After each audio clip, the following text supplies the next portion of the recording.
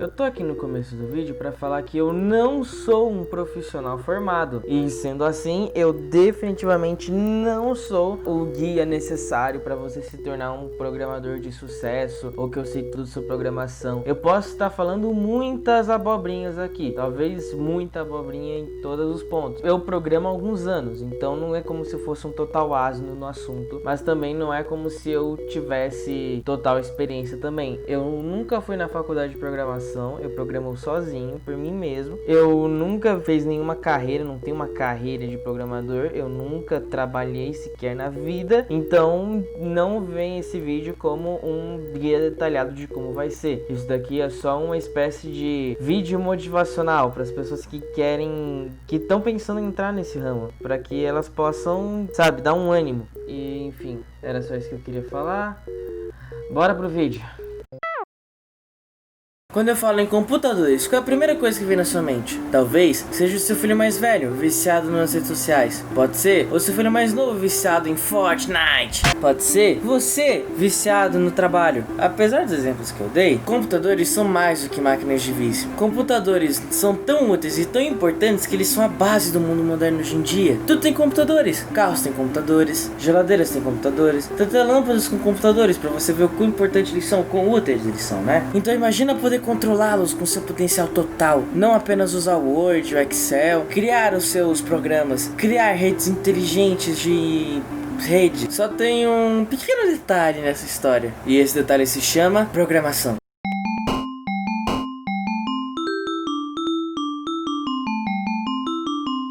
Não é de hoje que programação é conhecida por todo mundo praticamente. Muita gente conhece programação, aquela coisa matemática impossível de resolver. Todas aquelas coisas verdes e pretas flutuando por toda a tela enquanto você digita 1000 palavras por segundo. É claro que é isso, sinceramente, não é. Na verdade é até mais chato do que parece. Programação é...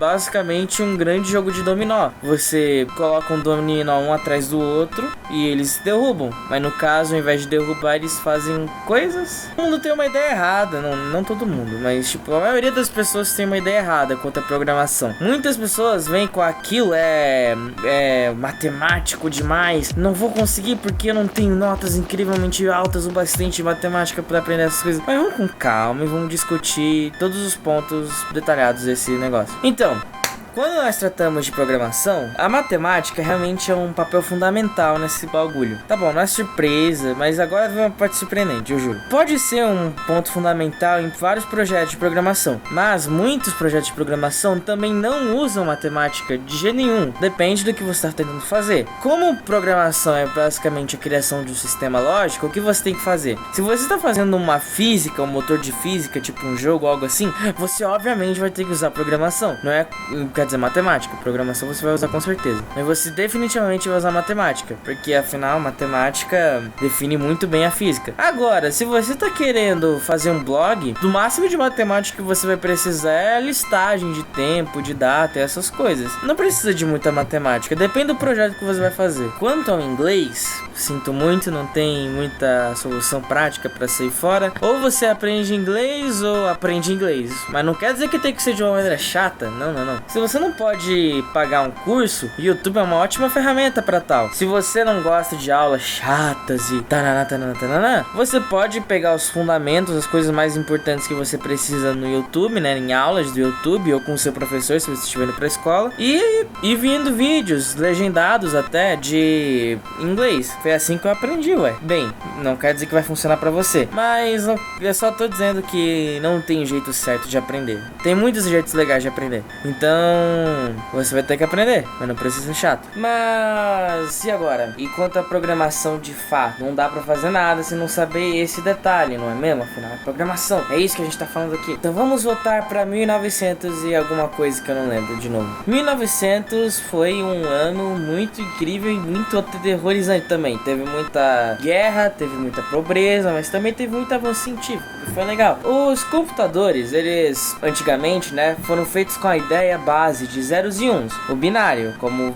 vocês não devem achar surpreendente já, né? Oh meu Deus, binário. Mas aqueles que não conhecem e estavam morando numa caverna fazem os últimos 2 séculos, binário é basicamente zeros e uns. Você faz zeros e uns e daí uma sequência de zeros e uns faz alguma coisa no computador. Basicamente isso. Ah, então eu tenho que saber binário pra fazer as coisas. Você disse que era mais fácil do que parecia. Quer dizer, se você quiser entender as coisas mais a fundo, é muito aconselhável se você quiser trabalhar nessa área. Mas sinceramente, vamos ser francos, ninguém conseguiria fazer o software de hoje em dia. Software é programa, a propósito, tá? Ninguém conseguiria fazer o software de hoje em dia se fosse pelo binário apenas. Seria muito trabalhoso. 0, 1, 0, 0, 1 e... Sério, você acha que eles conseguiriam? Eles iam enlouquecer antes de chegar até lá. O que acontece de verdade é que os programadores também estavam cansados de fazer zeros e uns o dia inteiro também. Poxa vida, quer dizer, você aguentaria ficar digitando 0, 1, 0, 0, 1 e vendo coisas praticamente minúsculas acontecendo no período de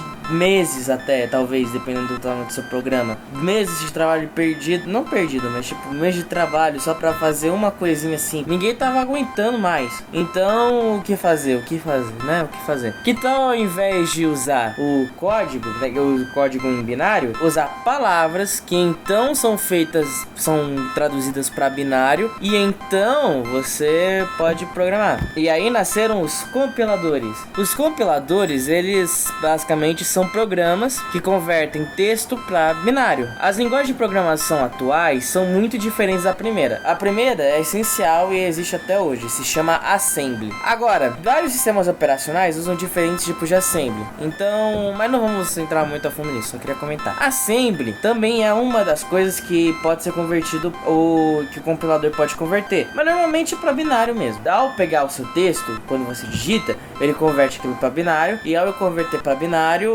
bem, você faz as coisas, né? As coisas acontecem. Então é decorar os textos. Os textos, eles são lidos de cima para baixo. Então é basicamente uma sequência lógica que faz alguma coisa. Bem, simples, não é? Eu espero que tenha ficado, por favor, que tenha ficado simples. Então agora tá suavão, né? Você não tem mais que se preocupar. Vai lá e de boas, né? Mas não, na verdade não é tão fácil assim. Então, realmente é mais fácil do que os filmes mostram. Não é aquela coisa toda sem sentido, mas não quer dizer que não seja um trabalho. Não quer dizer que não é difícil. A grande diferença é que as coisas têm sentido. Por exemplo, você pode até fazer um algoritmo. Para gerar uma imagem na tela. A questão é, esse algoritmo funciona tão bem quanto tal algoritmo? Porque é o seguinte, nessa questão, programação é tipo um quebra-cabeça, um daqueles jogos de puzzle, tipo Portal 2. Só que com infinitas maneiras de resolver o mesmo problema, mas infinitas mesmo. Você pode fazer de tantas formas diferentes. A diferença é qual é a melhor forma de resolver, porque seu computador não é uma máquina ilimitada, não, ela tem seus limites, sim. Você nunca chegou naquele limite, naquela mensagem do seu celular, por exemplo, ou do seu computador que fala, tal arquivo não pode ser carregado, e computadores velhos não rodam tão bem em jogos? Então, você tem limite de poder computacional. E tá, se você estiver focando se você quiser vender o seu programa para alguém que quer comprar ele, tenha dinheiro para comprar computadores enormes, aí tá, o negócio vai rodar. Não vai rodar tão bem, mas ainda é possível. Agora, isso divide muito o seu mercado. Imagina que uma pessoa apaixonada tanto quanto você quer o seu software porque ele tem alguma coisa a ver com programação. E daí, quando ele vai rodar na máquina, não só pelo software ter custado milhões, porque afinal o seu público-alvo era os ricos, né? Mas enfim, se você focar... Pera aí. A questão é, quando essa pessoa tiver pago aqueles milhões de reais que você tiver usado pra fazer o negócio funcionar, ela vai também ter que gastar milhões de reais em um computador bom. E não é isso que você quer, não é mesmo? Daí ela perde devolução, ela entra na justiça. Não entra na justiça, não pode entrar na justiça por isso. Mas você entendeu, você vai dividir o seu mercado. E isso nunca é bom quando você quer vender alguma coisa. Você quer sempre ter a maior quantidade de público possível. Afinal, você quer vender alguma coisa. Por que você iria diminuir as possíveis compras? Então Então, a diferença entre um bom programa e um programa ruim não é só se ele resolve o problema de maneira boa. Quer dizer, também, né? Mas se ele resolve o problema de maneira eficiente e com eficácia. Se o seu, por exemplo, você poderia, para um programa que vai colocar uma imagem na tela, você poderia fazer ele colocar cada pixel individual, cada coisinha individualmente, devagarzinho. Por quê? Tá bom, isso até pode rodar em qualquer computador, não em qualquer computador, mas enfim, você entendeu, com computadores normais. Mas isso ia demorar muito. Agora, se você fazer, ele pega as linhas inteiras de pixels, é muito mais rápido do que pegar um pixel individual. Pegar a linha inteira de pixels vai ser mais rápido.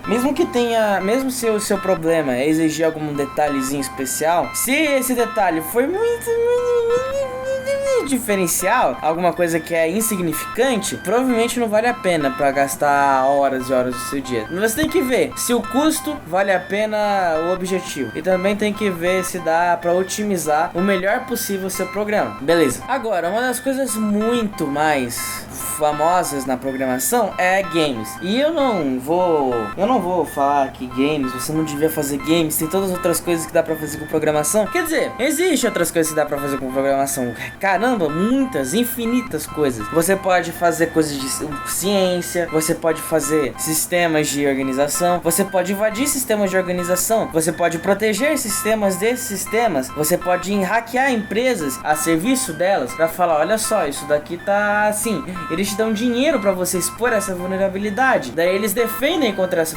vulnerabilidade. E isso realmente é algo muito bom, é muito poderoso, é muito abrangente. Mas, como tudo na vida, a maioria das formas...